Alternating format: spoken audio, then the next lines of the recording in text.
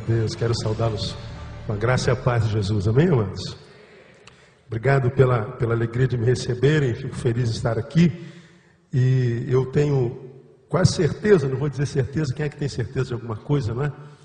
Que não é à toa que eu vim aqui, vim para aprender alguma coisa, para levar alguma coisa, mas para deixar alguma coisa da parte de Deus aqui também. Eu estaria pregando hoje em Buenos Aires, na Argentina, e quando a Sandra me mandou o convite de e-mail, eu tinha acabado de ler o e-mail da Argentina, marcando por morte do presidente da igreja lá. Aí, infelizmente, o irmão, infelizmente para nós, morreu, mas para ele, infelizmente, porque ele está no céu, né? E cancelaram o trabalho, e quando eu acabei de ler o e-mail desmarcando, o e-mail seguinte era o da Sandra, convidando para vir para cá. Eu falei, meu Deus, tem alguma coisa nesse negócio, algum mistério aí, não é? E eu falei, Sandra, pode fechar que eu também tenho muita vontade de conhecer São José dos Campos. Não, São José não, a igreja de São José, não é? São José dos Campos. Porque não há lugar onde a gente vai nesse país que a gente não ouça falar de vocês. Vocês são lindos, parabéns, né? Parabéns. Deus tem feito uma obra muito legal aqui nesse lugar. A gente tem ouvido por onde a gente passa. Vocês viraram referência. Vocês têm sido uma igreja que contribui muito com o reino de Deus. Uma igreja saudável, referência de saúde espiritual. E ser saudável no meio evangélico hoje é a coisa mais difícil do mundo. O Ministério da Saúde adverte: igreja evangélica faz mal para a saúde. E tem feito muito mal para a saúde. Falar nisso, a gente estava falando de um livro que está ali na indicação do nosso boletim, Feridos em Nome de Deus. Leiam esse livro. Feridos em Nome de Deus. Foi lançado agora dia 30 de junho.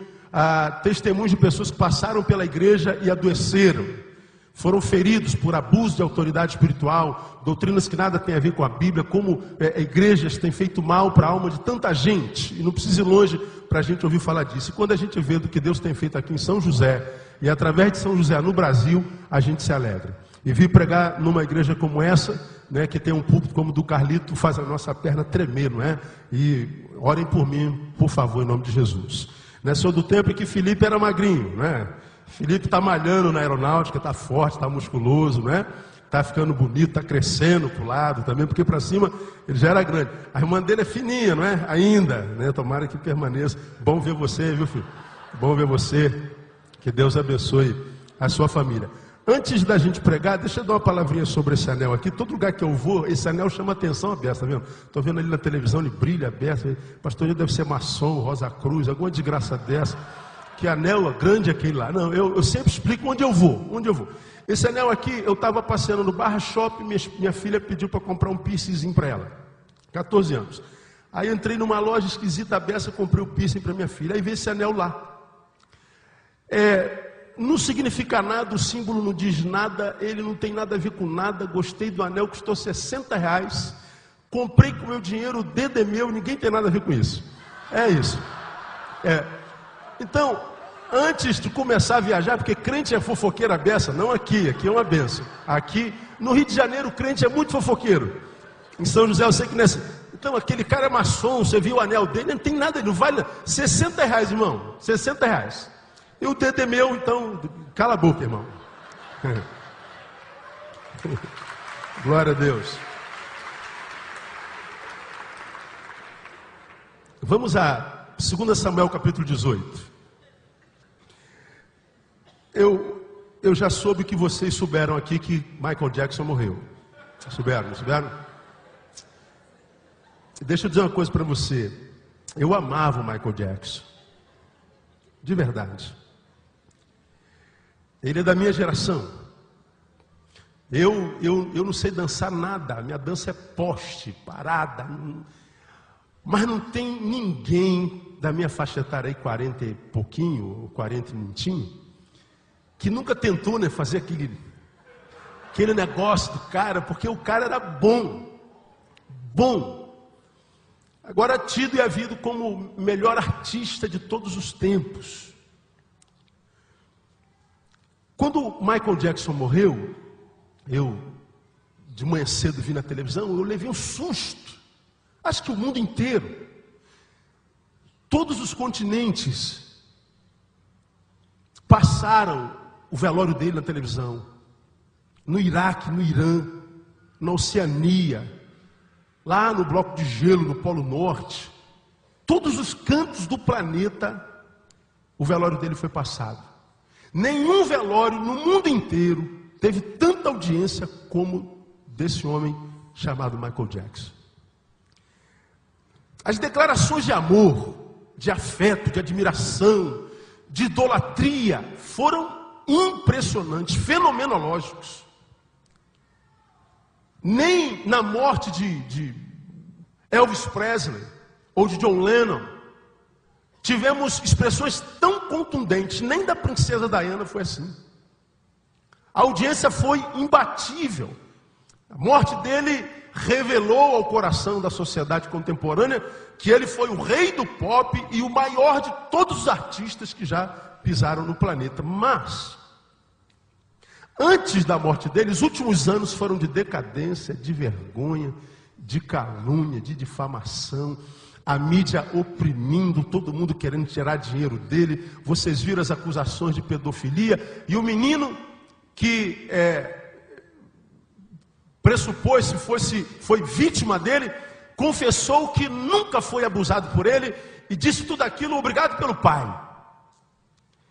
E a gente viu que Michael Jackson, na verdade, ele nasceu, morreu sem ter vivido. Nós vivemos um tempo assim hoje. Pessoas nascem e morrem sem ter vivido. E isso é uma desgraça. Li outro dia, Carlito, que no planeta, a cada minuto, 20 pessoas tentam suicídio. 3 conseguem. Cada minuto, no planeta, 20 pessoas tentam suicídio, 3 conseguem. Portanto, nós temos 3 suicídios por minuto no mundo. E a gente sabe muito bem que quando uma pessoa se suicida, ele não quer matar a vida. O suicida não quer matar a vida. O suicida quer matar a dor. O suicida quer matar o vazio. O suicídio não é um grito pela morte, é um grito pela vida. A dinâmica é a seguinte: eu quero tanto, mas tanto viver, que em não conseguindo, eu prefiro morrer.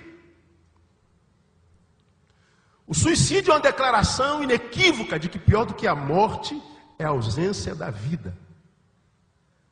Pior do que a morte é a ausência da vida.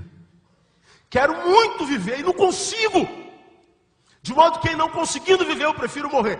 Na minha concepção, Michael Jackson nasceu, viveu, nasceu, morreu e não viveu. E os últimos anos, a última década, por exemplo, ele foi esmagado pela mídia, foi abandonado pelos fãs, ele foi traído pela família, ele foi abusado pelo pai, ele foi um ser estranho, ele foi um extraterrestre, ele foi um ser esquisito, ele foi um ser deformado, ele foi um ser esquisito na sociedade humana, um homem que nos últimos anos de vida foi abandonado por tudo e por todos, mas depois que morre, vira um Deus. A mesma sociedade que o abandonou, que não quis saber dos seus filmes, dos seus CDs, dos seus DVDs, que estavam encalhados e ele entrando em processo de falência, depois da morte, a mesma sociedade é tomada por um amor tão sobrenatural, tão louco, tão fenomenológico, como eu disse, tão grande, que os discos todos somem da prateleira no mundo inteiro. E as declarações exageradas de amor acontecem. E aí, nas minhas elucubrações, eu fiquei pensando, meu Deus,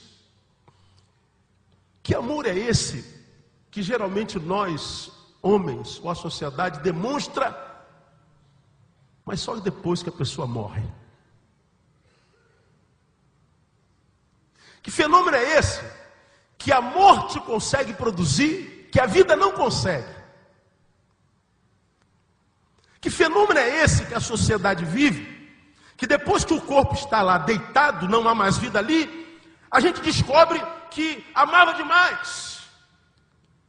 Que sentimento é esse que a morte gera em nós, que faz com que sentimentos que estavam presos dentro de nós, trancafiados, amarrados, venham à tona com tanta efusividade que a gente quase tende a acreditar que ele era amado daquele jeito mesmo. Que amor é esse? Que fenômeno é esse?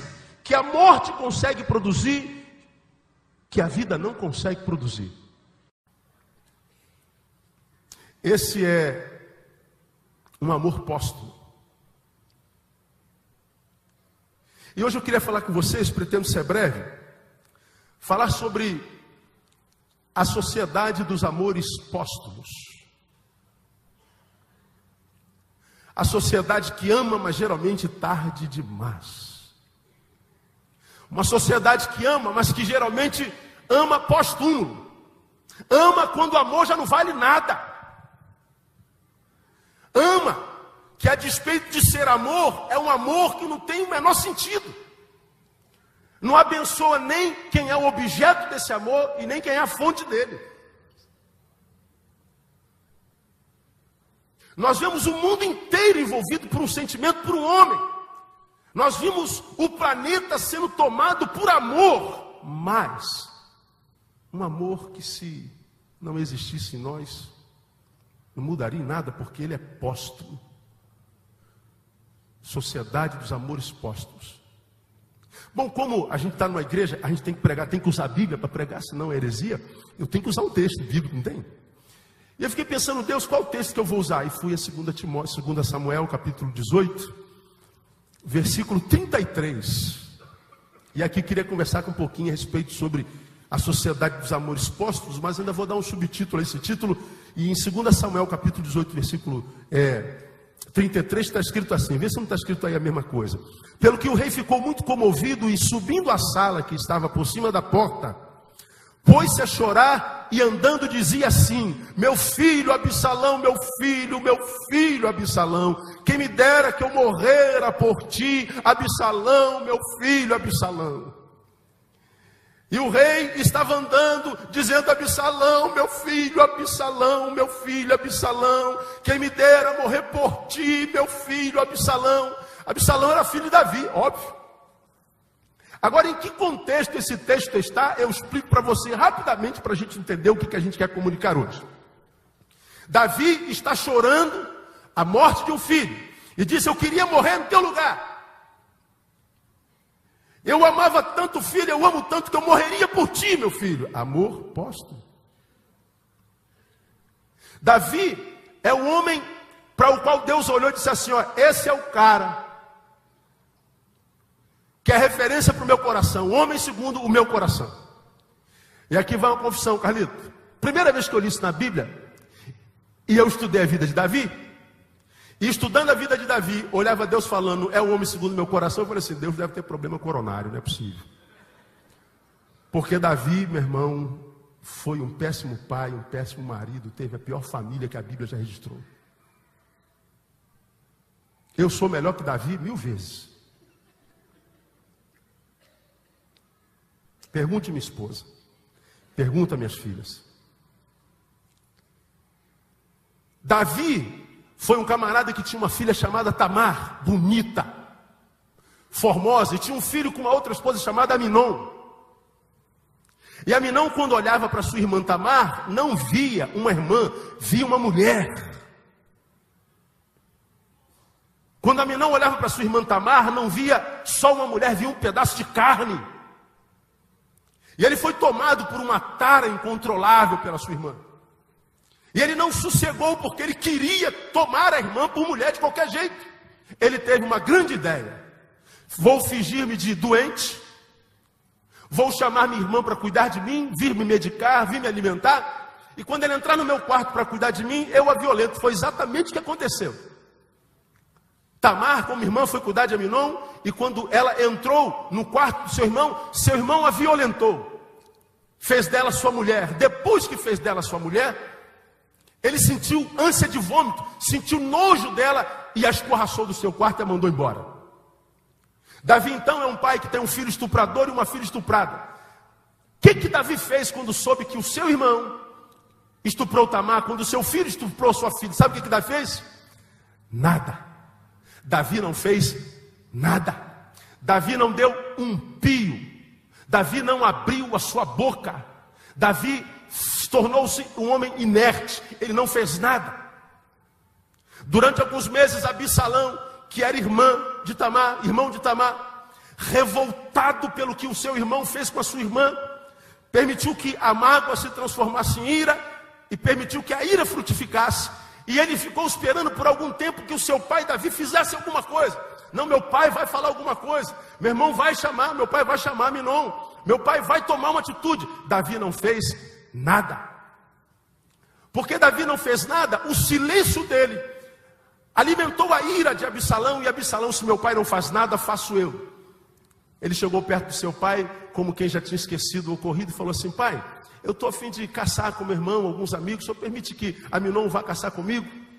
Davi, um pai ausente, diz assim: rapaz, será que o coração de Absalão está apaziguando? Ele está querendo passear, caçar com seu irmão. Quem sabe, que é verdade, eles podem se dar bem. Então vai, meu filho, vai caçar. Absalão foi caçar com Amnon e os amigos, mas Absalão não disse que a caça era Amnon.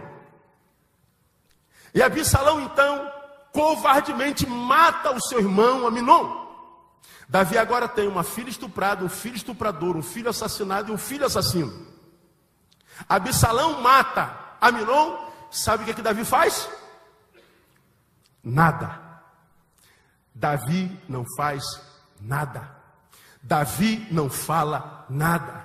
Davi não chama Absalão. Davi não conversa com Absalão. Absalão então foge para a casa do avô. Só que um avô que era pai de uma das mulheres de Davi, que não era a principal e que tinha um problema com Davi. Quando Absalão foge para a casa do avô, sabe o que Davi faz? Nada. Porque na cabeça dele, quem sabe, ele estava pensando, não, quem sabe, lá junto com o vovô cura meu filho, o vovô apazigua o coração do meu filho, quem sabe o meu filho agora seja curado na casa de vovô, na casa de vovó. Só que o vovô enche o coração de Absalão contra Davi, e Absalão depois de algum tempo, ajunta um exército e desce contra Davi, e rouba ali o trono. E Davi tem que fugir em retirada para não ser morto. Passa-se um tempo, Davi consegue, estou reduzindo muita história, Davi consegue reorganizar o seu exército, então ele toma o reino de Absalão de novo, e ele diz: olha, Absalão está em fuga, eu quero que vocês o tragam vivo, não toquem no meu filho, é o meu filho. E Absalão sobe no seu cavalo e começa a fugir. Quando ele passa embaixo de uma árvore, e ele era cabeludo, o cavalo, quando passa embaixo, o cabelo dele prende nos galhos. O cavalo vai embora e ele fica pendurado pelo cabelo. Vem o chefe do exército Davi, contrariando a ordem de seu pai, e atravessa-lhe a espada no peito. Davi agora tem uma filha estuprada, um filho estuprador, um filho assassinado, um filho assassino, um filho que lhe fez um levanto e outro filho assassinado. Depois que essa desgraça toda acontece na sua casa, é que Davi abre a sua boca. E o que Davi faz? Absalão, meu filho, Absalão, meu filho, Absalão, quem me dera morrer por ti, Absalão, meu filho, Absalão, Absalão, meu filho, Absalão, quem me dera morrer por ti. Davi está dizendo que estava disposto a morrer pelo filho, mas não teve coragem de viver com o filho. Enquanto em vida, silêncio. Enquanto em vida, nem uma expressão de amor, nem uma expressão de amizade, de cuidado, de ternura, de atenção. Mas depois da morte de Absalão, eu te amo, eu quero morrer no teu lugar. Quer morrer pelo filho, mas não soube viver pelo filho. Amor póstumo. Que fenômeno é esse que a morte produz, que a vida não consegue produzir? A sociedade dos amores póstumos, a síndrome do pai Davi. Foi o que a morte de Michael Jackson trouxe no meu coração nesses dias. Eu fiquei pensando, o que é isso que acontece com a gente, irmão? Que a gente só passa a valorizar as pessoas depois que a gente perde. A gente só consegue perceber o valor de uma coisa ou de alguém quando nós não a temos mais. Que sentimento é esse que a morte gera a gente, que faz com que a gente seja tomado por um rompante tão tremendo, que a gente chama de tão lindo, mas é um amor póstumo que não adianta mais nada. O choro de Davi não poderia trazer seu filho. Seu filho morreu frustrado, abandonado, sozinho, sem pai, órfão de pai vivo. Amor póstumo. E aí eu queria ousar, quem sabe, dar uma resposta para esse fenômeno. Porque para mim, esse fenômeno chamado amor póstumo, essa síndrome do pai Davi, nada mais é do que um sentimento que a gente conhece e cujo nome é culpa. Culpa. Esse fenômeno não é gerado pela morte, na verdade, é gerado pela culpa. Culpa de quê, pastor? Primeiro, culpa por não ter materializado o amor.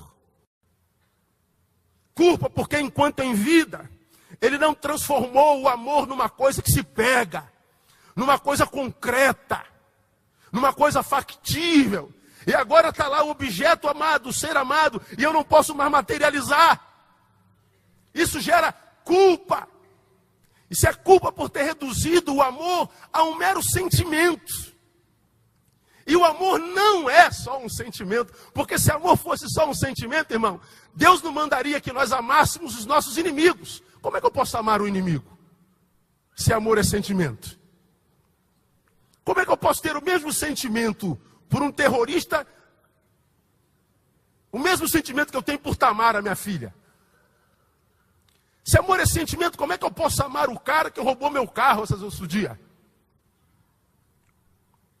O cara bota um revólver na tua cabeça e diz, perdeu. Essa palavrinha no Rio de Janeiro é uma desgraça, irmão. Quando você ouvir essa palavra, para tudo e larga tudo. Porque perdeu mesmo. Perdeu. Opa, tranquilo, filho. Vai com Deus, vão-se os anéis de R$60 e o dedo fica. Aí vem a palavra assim, você tem que amar esse cara. Meu querido, você que está levando meu carro, parcelei 70 vezes esse carro, vou morrer pagando a parcela e o carro vai ficar por aí. E olha, eu quero dizer que eu te amo. É uma ova. Morra desgraçado, sem vergonha. Diga para mim, eu diga para você, que quando você vê na televisão o estuprador que espancou a velhinha, que matou a mulher grávida, foi presa pela polícia e ele fugiu. Quando fugiu, a polícia matou. Aí você fala assim, mais uma alma sem Jesus. É o que você fala. Diga que lá no fundinho não tem um serzinho ruim dentro de você e fala assim, bem feito, mais um. Só acontece com carioca no Rio de Janeiro. O cara espancou a velhinha, aí ele é preso pela polícia, ele vai dar entrevista, os olhos tudo roxo, tudo arrebentado. Coitadinho. A polícia não pode fazer isso com um ser humano. Aí você fala assim, bem feito, miserável, não devia ter apanhado mais. A gente muitas vezes só não tem coragem de admitir. Portanto, se Deus diz que eu tenho que amar o meu inimigo, o amor não é um sentimento. Amor é muito mais que um sentimento. Amar o inimigo é não negar o inimigo o que você não nega, ou o que você dá até para quem você ama. É muito simples ele ficar dizendo que você tem um vizinho que odeia você porque você é crente. Mas você também é daquele crente chato. Você bota de manhã cedo, 6 horas, música evangélica para tocar. São 500 graus de puro fogo e poder. E você canta alto, o cara está querendo dormir, não pode. Você fala, eu estou evangelizando. Eu não sei como que você está evangelizando. Você está desevangelizando. Aí a tua mulher está grávida, você não tem carro. Ele te odeia. E aí o menino vai nascer de madrugada. Vizinho, você pode levar minha esposa para o carro? Não posso não. Agora você vem atrás de mim, seu crente chato, seu mala. Não levo nada. E não leva mesmo. E você vai no outro vizinho e tal, Deus sempre dá um jeito, né? Mas aí passa um ano, quem está grávida é a mulher dele. E naquele ano a situação inverteu, você comprou um carro e ele teve de vender. Agora à madrugada quem vai ter filho é a mulher dele. Aí quando a mulher dele vê o moleque querendo sair, ele corre na tua casa, vizinho, será que você pode levar a minha mulher no médico? O que você vai falar para ele? Com todo prazer, vizinho. Isso é amar o inimigo. É não negar o pão para quem te negou o pão. É não retribuir com a mesma moeda. É usar de graça.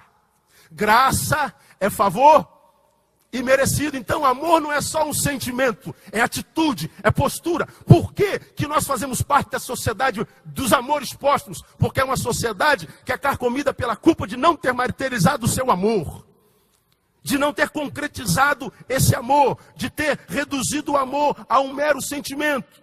E consideremos que amor é como Deus se define. Amor é como Deus se define. Aquele que não ama não conhece a Deus. Por quê? Porque Deus é amor. Só que esse Deus que é amor é um Deus amor que se manifesta. A Bíblia diz lá em 1 João 4, versículo 9: nisto se manifestou o amor de Deus para convosco, em que Deus enviou o seu Filho unigênito ao mundo, para que por ele vivamos. Deus é um Deus amor que se manifesta. Quando nós dizemos amar, amado, escuta que eu vou lhe falar aqui no nome de Jesus. Esse amor precisa ser materializado, porque nós não vamos viver para sempre. Talvez não tenham te dito, mas você vai morrer. Você pode me ajudar? Dá uma catucada no meu costado e fala assim: você vai morrer.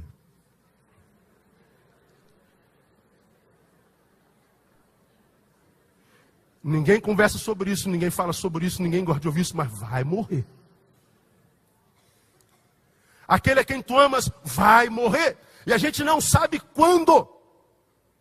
De modo que Deus diz para nós nessa noite o seguinte: nós precisamos materializar o amor de Deus em nós, para com aqueles a quem amamos de fato e de verdade. Amor não materializado é um amor sem sentido. É um amor sem a menor condição de fazer bem a quem quer que seja. Dizer amar e não manifestar esse amor, portanto, porque Deus é amor, é pregar um Deus pequeno, é pregar um Deus medíocre, é pregar um Deus inerte. Nós somos a sociedade dos amores póstumos, porque dizemos conhecer a Deus, mas esse conhecimento de Deus geralmente é no discurso. Ele não se manifesta na prática. Ele não se transforma em pão. Ele não se transforma em perdão. Ele não se transforma em verbo. Ele não se transforma em relacionamento. Ele não se transforma em graça. Qual foi a última vez que você disse para o seu marido que o ama? Para sua esposa? Qual foi a última vez que você disse para o seu filho: filho, eu te amo, e deu um beijo na testa dele? Qual foi a última vez que você ligou para o seu pai e disse: pai, eu te amo? Mas pastor, eu não amo meu pai. Quem te falou que não?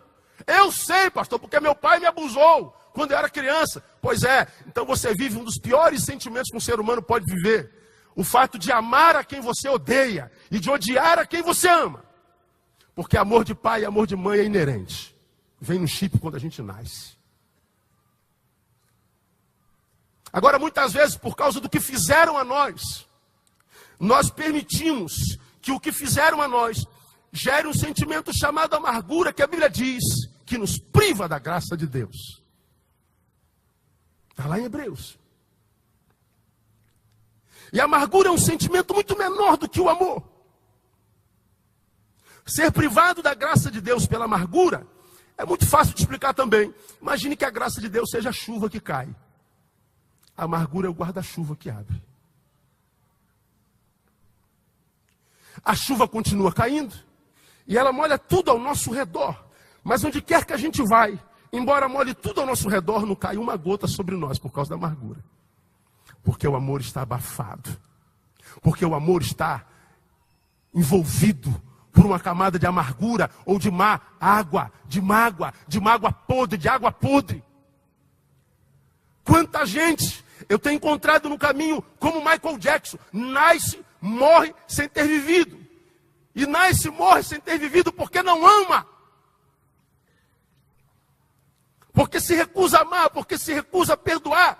E quando eu falo de um amor que se manifesta, por exemplo, eu me lembro de Tiago. Tiago não falou de amor, mas falou de fé. Tiago falou assim: a fé sem as obras é o quê? Quem se lembra?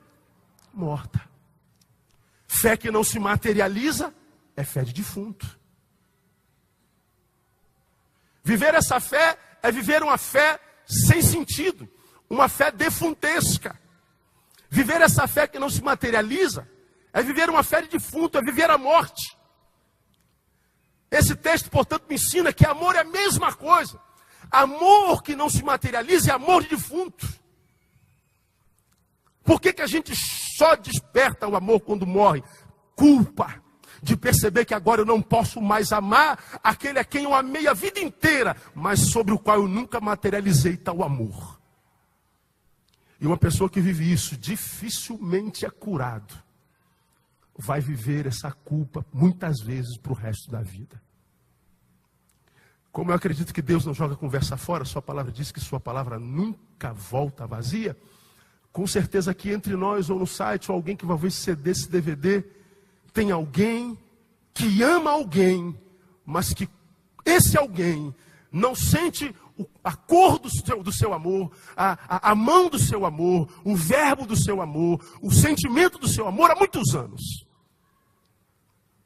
Tem certeza que há alguém aqui que, enquanto eu prego, está se lembrando de alguém com quem você está rompido há muito tempo. E que você diz assim, pastor, para mim fulano está morto. Está morto, mas você não para de pensar nele uma semana. Lembra dele o tempo todo, lembra dela o tempo todo. Mas há um sentimento chamado amargura que te impede de materializar esse amor. Esse homem, essa mulher, essa pessoa vai morrer. E se essa pessoa morrer e você não materializar esse amor, você morre em parte junto com ela. Porque você não materializou o amor. Não temos mais como dizer a Michael Jackson que o amamos. Então vamos dizer para que todo mundo saiba que eu amei. Quando nós fazemos um funeral lindo como aquele funeral não é para o Michael Jackson, é para nós. É para amenizar a nossa culpa. Davi quando diz, Absalão, eu queria morrer por ti. É para amenizar a sua culpa. Porque ele sabe que podia ter vivido com ele, mas não viveu. Então ele tenta se curar dizendo, eu sou capaz de morrer por ti. Ora, viver é muito mais fácil do que morrer. Irmão, deixa eu falar uma coisa para você. Vai amar quem você ama no nome de Jesus. Sai daqui hoje, pega o seu telefone e diz, eu amo você, seja pai, seja mãe, seja quem quer que seja um bicho, seja, sei lá o que é. Eu falo de bicho porque eu tenho um bicho em casa que eu amo igual filho, é o Shadow, meu poodlezinho. Você tem uma ideia, no meu iPhone tem uma foto da minha mulher com um cachorro na mão. Eu amo meu cachorro de paixão. É igual um filho, irmão, eu amo de paixão. Muitas vezes a gente passa o dia todo na rua, aborrece com um pastor amigo, com ovelha, no trânsito, no trabalho. A gente chega em casa, o filho te responde, a mulher está com raiva que você não trocou a carpeta da cozinha, e você está arrebentado com todo, brigou com todo mundo. Aí chega o cachorrinho, o único que te dá uma expressão de alegria com o rabinho assim, tu dá um bico no cachorro, vai lá, cachorro, eu estou chateado. A única expressão de gratidão, de alegria, você dá um bico no cachorro.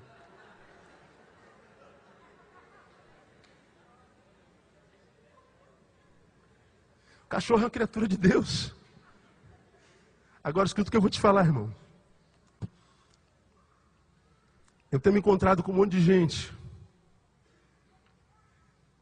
que entra nas igrejas pedindo a Deus para abençoar a sua vida. Ó, Deus abençoa a minha vida, abençoa a minha vida, abençoa a minha vida.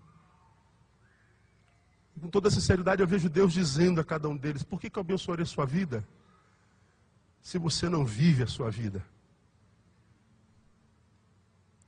Por que você quer que eu te abençoe a vida se você não valoriza a vida? Porque a vida só tem sentido no amor. A gente vai a Paulo, em 1 Coríntios capítulo 13, ainda que eu falasse a língua dos anjos e dos homens, se eu fosse especialista em comunicação, se eu fosse um homem ponte, tivesse a capacidade de unir os polos separados.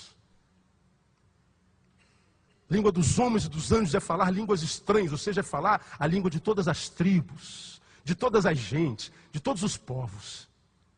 Ainda que eu distribuísse todos os meus bens por amor aos pobres, ou seja, fosse o maior filântropo do universo. Se eu entregasse meu corpo para ser queimado, se eu fosse um mártir dos mais competentes, ainda que eu fizesse qualquer coisa, mas se nada disso que eu faço fosse feito, mobilizado, impulsionado por amor, ele estaria dizendo, você vai falar língua à toa, vai morrer à toa, vai ficar pobre à toa.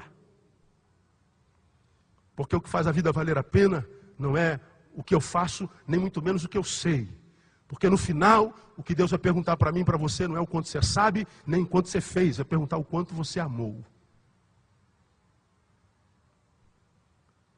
Culpa de não ter materializado o amor. Culpa por ter desperdiçado vida, portanto. Quando a gente lê Hebreus capítulo 13, versículo 1, já até citei aqui,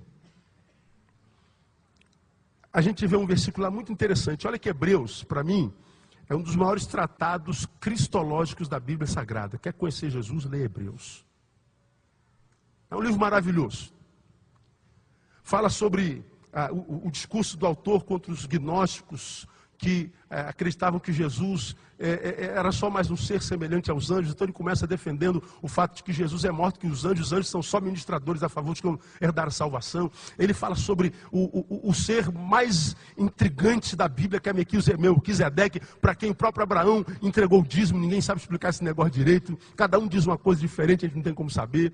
Ele fala do descanso eterno, ele fala sobre a insuficiência dos ritos judaicos, ele fala sobre assuntos extremamente profundos da Bíblia Sagrada, ele fala sobre assuntos difíceis da fé cristã, e aí quando ele termina o livro, no último capítulo, no primeiro versículo, ele diz assim: permaneça o amor fraternal.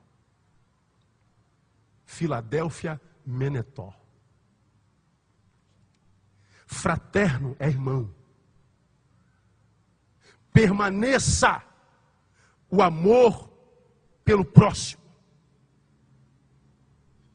Como quem termina o livro dizendo: olha, sei que vos escrevi sobre coisas profundas da teologia, sei que vos escrevi sobre coisas profundas da fé cristã, sei que vos falei sobre coisas difíceis de entender, mas se vocês forem daqueles que não gravam as coisas, que não aprendem com facilidade, que não conseguem se aprofundar na teologia nem nos saberes da fé, não se preocupe, porque o que tem que permanecer no final é o amor ao próximo. O que conta no final não é o quanto você sabe, nem o quanto você fez, é o quanto você amou. Por que nós somos a sociedade dos amores póstumos? Porque nós temos culpa por ter desperdiçado vida. Não amar, portanto, é desperdiçar a vida. É abrir mão do maior privilégio, dever que temos na vida, viver. Ora, se amar é o que faz a vida valer a pena, se o amor é o que conta no final, quando nós vemos aqui no altar pedir Deus para nos abençoar, Deus me abençoa, Deus está olhando para nós: eu não posso te abençoar, eu não posso te abençoar, porque o que faz a vida valer a pena é amor. E você tem gente que ama e eles não sabem que você o ama. Você está desperdiçando vida, está jogando vida fora. Não posso abençoar a sua vida porque tem amargura no teu coração. Ele diz que você é gorda e você o odeia.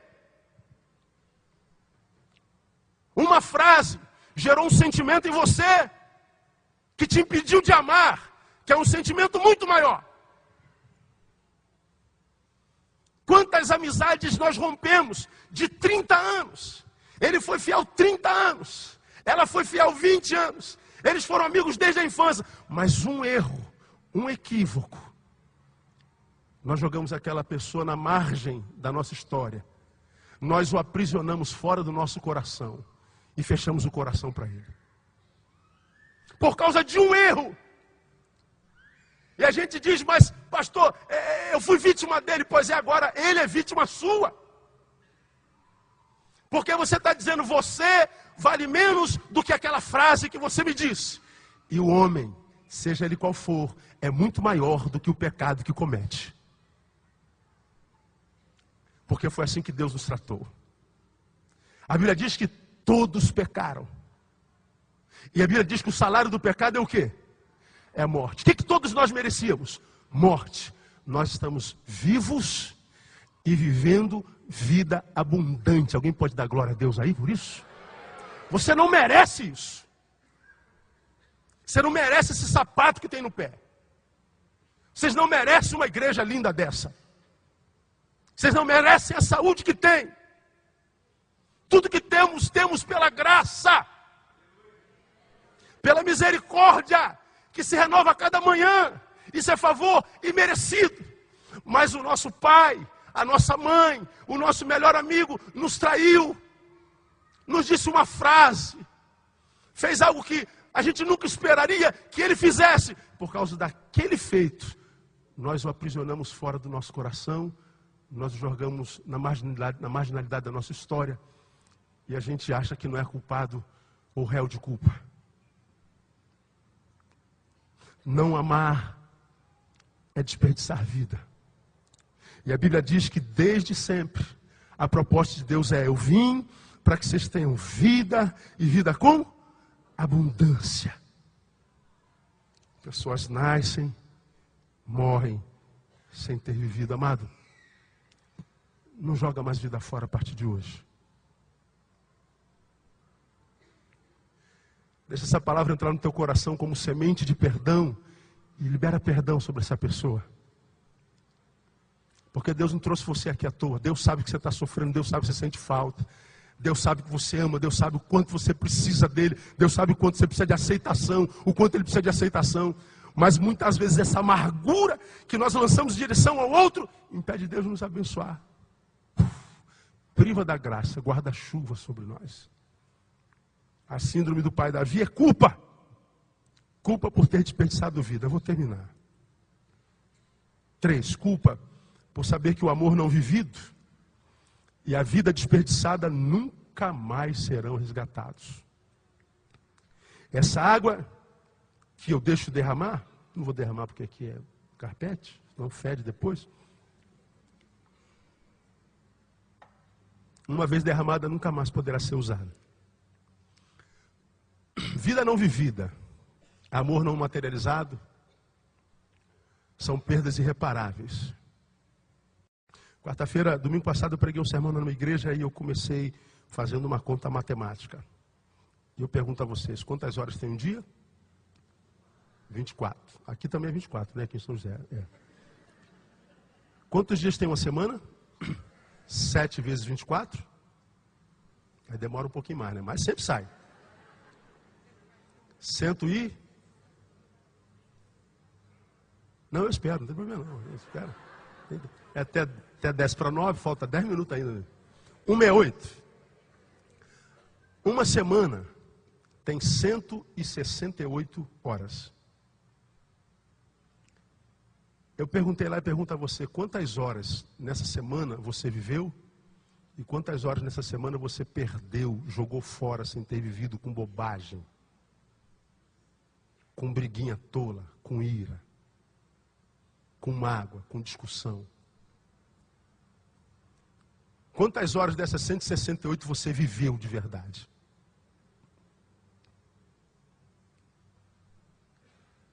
Eu viajo muito e quando eu passo mais de 2 noites fora, eu viajo com a minha esposa.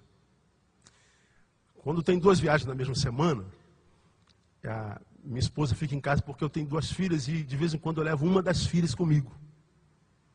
Passar tempo junto. Eu cheguei de viagem hoje de manhã. Aí fui em casa, dei um beijo no cachorro e nas meninas. Tomei um banho e vim para cá.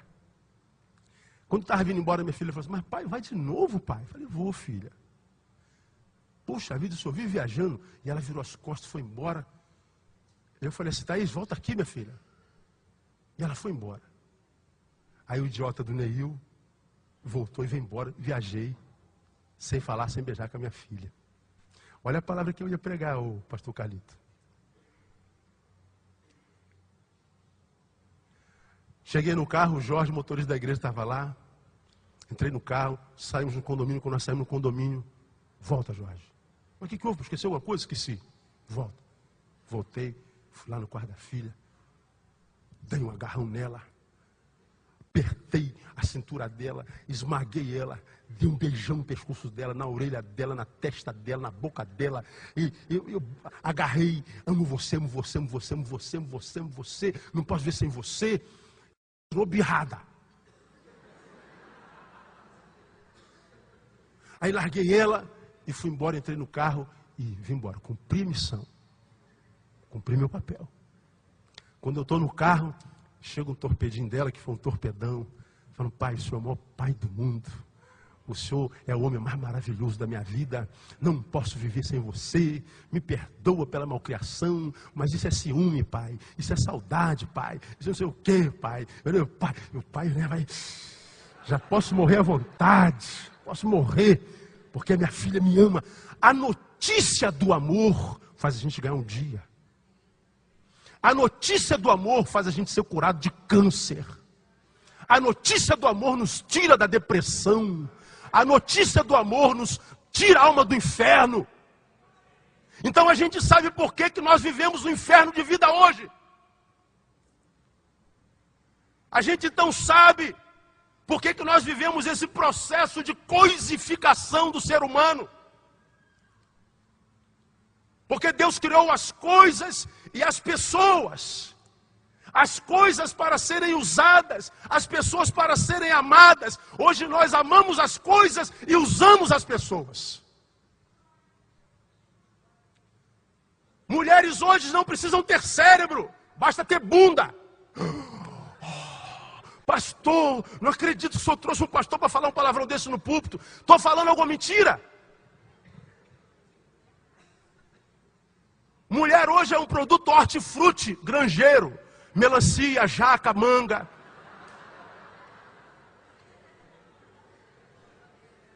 Não tem mais valor intrínseco, valor humano. Isso é o processo de coisificação do ser humano. Homens coisas, mulheres coisas. Você sai daqui, está com fome, vai em casa, está com preguiça aí, ou está cansado de ir na pizzaria, chega em casa, pega o telefone e diz assim, alô, é da pizzaria? É, eu quero uma pizza metade calabresa, metade 4 queijos. Da meia hora está lá o cara, Bibi, com a moto. A pizza chega, você come a pizza. Mas se você quer um homem, quer uma mulher, você liga para lá, não para a pizzaria. Fala assim, ó, eu quero um moreno alto, bonito e sensual. Quero uma loura de 1,80 m com cintura tal, com exercício tal.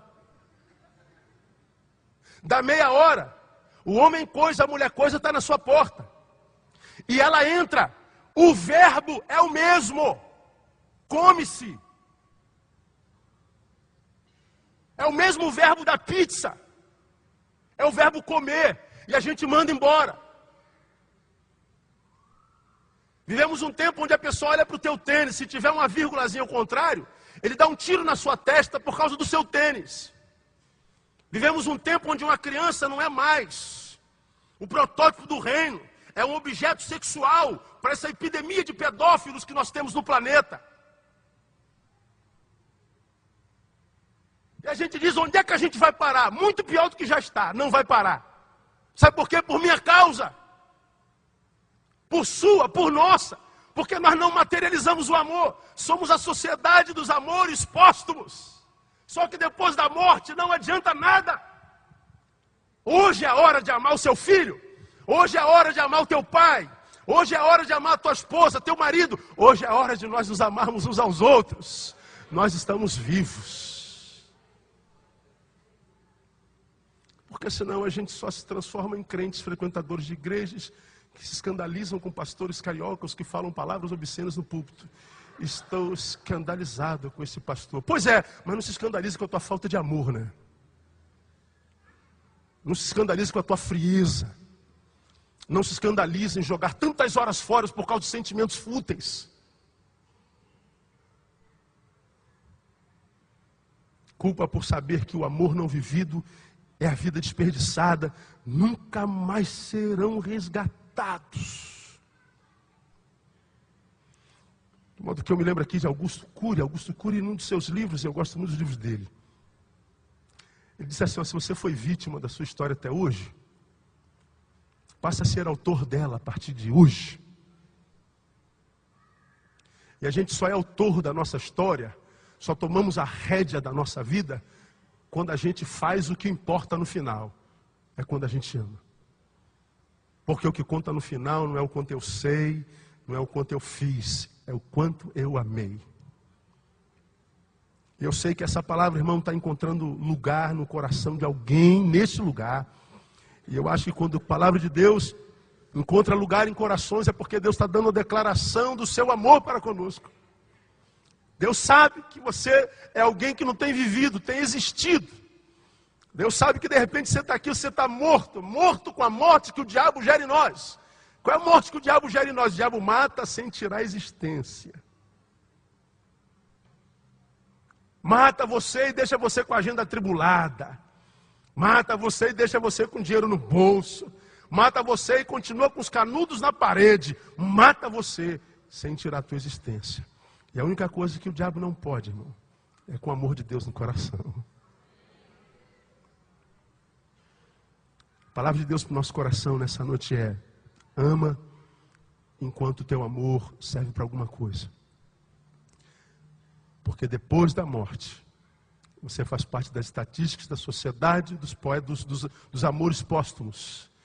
Você é tomado pela síndrome do pai Davi, que ao ver o seu filho morto, já não podia fazer mais nada. Nunca mais beijaria aquele filho. Nunca mais disciplinaria aquele filho, nunca mais abraçaria aquele filho, de modo que nunca mais ele seria Davi com aquele filho. Agora ele tinha que aprender a ser Davi sem filho. E isso explica porque muitas vezes nós vivemos em crises homéricas. Porque a gente muda todo dia que a gente dorme um e acorda outro. Porque hoje você vai ser como eu, Neil dia 8. Nunca mais serei Neil dia 8 de junho de 2009. Vou ter que aprender a ser Neil dia 9 de junho de 2009 amanhã, se 2009 chegar na minha vida. Então, amado, ame. Perdoa.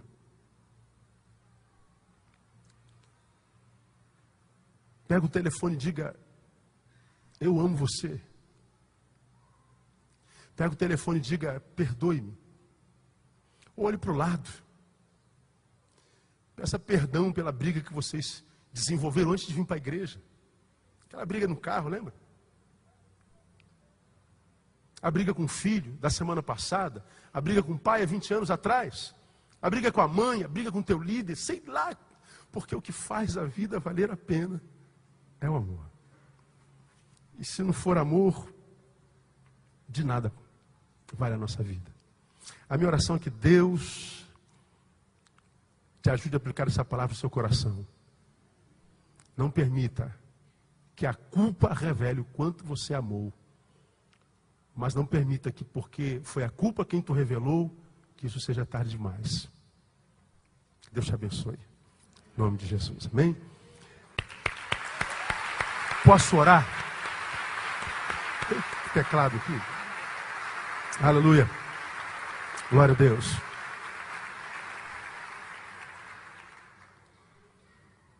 Eu queria orar com você, não por você, com. Eu quando saí lá do condomínio e voltei, a gente volta constrangido, né? Porque perdoar é difícil, mas pastor, ele não merece, é verdade, você merece. O senhor está falando de perdão porque o senhor não sabe o que ele me fez. Você sabe o que ele te fez. Tem uma frase que eu aprendi com um filósofo francês chamado Jean-Paul Sartre. Ateu. Que marcou a minha vida. Ele disse assim, olha, não é o que fazem conosco, é o que nós fazemos com o que fazem conosco.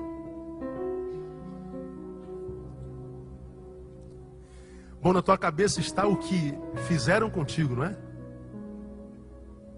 Pois é, foi terrível, imagino. Mas o que você fez com isso que fizeram contigo?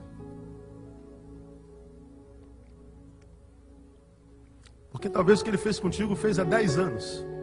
Ele fez e acabou. O ato dele acabou ali. Agora, de 10 anos para cá, não é mais ele, é você.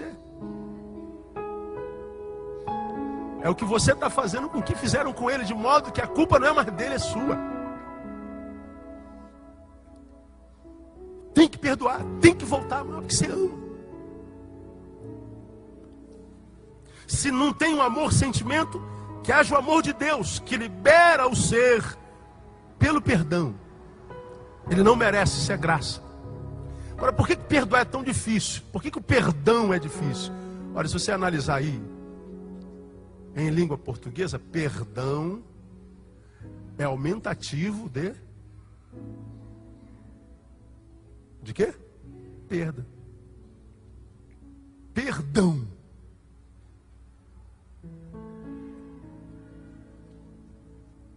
Você vai ter um perdão.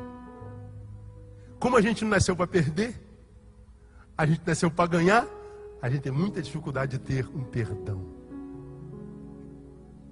Liberar aquele nosso devedor. Ele me deve amor, ele me deve respeito, ele me deve proteção, ele me deve carinho, mas não me deu nada disso, pastor. Ele abusou de mim, ele me deve tudo isso. Pois é, libere-o dessa dívida, porque a moeda que você tem dentro de você é uma moeda podre. Ele é alguém para quem você disse assim: ele morreu para mim. Pois é, ele morreu, mas a lembrança dele te causa dor. Se ele está morto, você é o sarcófago, é o caixão. Você carrega um cadáver dentro de você. Se ele virou teu inimigo e você o ama, você leva o inimigo para a cama. Toda noite ele perturba o teu sono. Deve perdoá-lo por amor a si mesmo. Ele não merece, pastor, você merece. Você merece se livrar disso e fechar esse guarda-chuva hoje. Fala assim: chuva de graça, volta a derramar-se sobre mim de novo no nome de Jesus. Vamos ficar em pé, amados. Pastor, essa palavra foi para mim. Pode cantar. Não sei o que. Cante. Essa palavra foi para mim. Sai do seu lugar, vem aqui, eu quero orar com você. Porque Deus está dando declaração de amor por você nessa noite. Sei que a sua vida podia estar muito melhor, filho. Você podia estar muito mais além, muito mais adiante. Alguma coisa está amarrando você, você nunca soube por quê. Deus está falando. Sociedade. Ei, obrigado. Dá um beijo. Deus te abençoe. Deixa eu dar um beijo. Obrigado. Fez um desenho para mim. Está me amando, viu? Vou guardar com todo carinho. Muitas vezes a gente não sabe por que a vida amarra, porque a vida emperra. Porque o guarda-chuva está aberto. Está aberto. E a proposta dessa noite é fechar o guarda-chuva para que a chuva da graça possa cair sobre a tua cabeça e descer por tua barba e até a orla do teu vestido. É a unção de Abraão. Oh, glória! Veja como é que nós não estamos sozinhos nisso, né? Vamos orar? Vamos orar? Deus, muito obrigado porque nós podemos chamar de Pai. Muito obrigado, Deus, porque Tu conheces o que há dentro de cada coraçãozinho aqui nesse lugar. Tu conheces a dor, Tu conheces a amargura, Tu conheces aonde está o fruto da ofensa, onde está, ó Deus, a marca da cicatriz, da agressão. Tu sabes, ó Deus, onde está a poça de má água, de água ruim, de mágoa. Tu sabes, ó Deus, onde se aloja a amargura, a ira. Tu sabes, ó Deus, onde se aloja o fruto daquele feito maligno do passado. Mas nessa noite, Pai, no nome de Jesus, eu te peço, venha com a tua mão de poder e arranca deste coração isso que tem impedido o teu filho de amar. Isso que tem pedido a tua filha, ó Deus, de frutificar, de transformar a sua vida numa vida que vale a pena ser vivida. Que tem feito, ó Deus, com que teu filho, tua filha, teu servo, tua serva percam tantas horas de cada semana, tantos minutos de cada hora, tantos dias, tantos meses na vida, Deus. Deus, que essa noite seja uma noite de cura, seja uma noite de restauração, seja uma noite de libertação, seja uma noite de liberação, de perdão, no nome de Jesus. Que vidas estejam sendo restituídas nessa noite para a glória do teu nome. Ó Deus, nós ministramos a vitória do Senhor na autoridade do sangue do Cordeiro sobre a vida dos teus filhos. Que aqueles que aqui na frente estão voltem para o lugar de onde vieram mudados, transformados. Que eles morram aqui nesse altar e renasçam no caminho de volta para o seu banco, para a sua cadeira, Deus. Que eles sejam restaurados na tua palavra, no nome de Jesus. Nós não queremos a síndrome de Davi, nós queremos amar enquanto a vida, nós queremos não o amor de defunto, nós queremos o amor de Deus, que se manifesta, que se materializa. Nós ministramos a tua bênção e a cura e a paz e o perdão, na autoridade do sangue e do nome de Jesus, o nosso amado, que vive e que reina para sempre. Amém e aleluia. Glória a Deus. Dá um abraço nesse irmão, dá um abraço gostoso. Deus abençoe você, Deus abençoe. Dá um abraço nele aí, por favor. Ninguém sem um abraço agora. Deus abençoe você. Carlitos, Deus abençoe. Obrigado, gente. Deus abençoe. Até a próxima.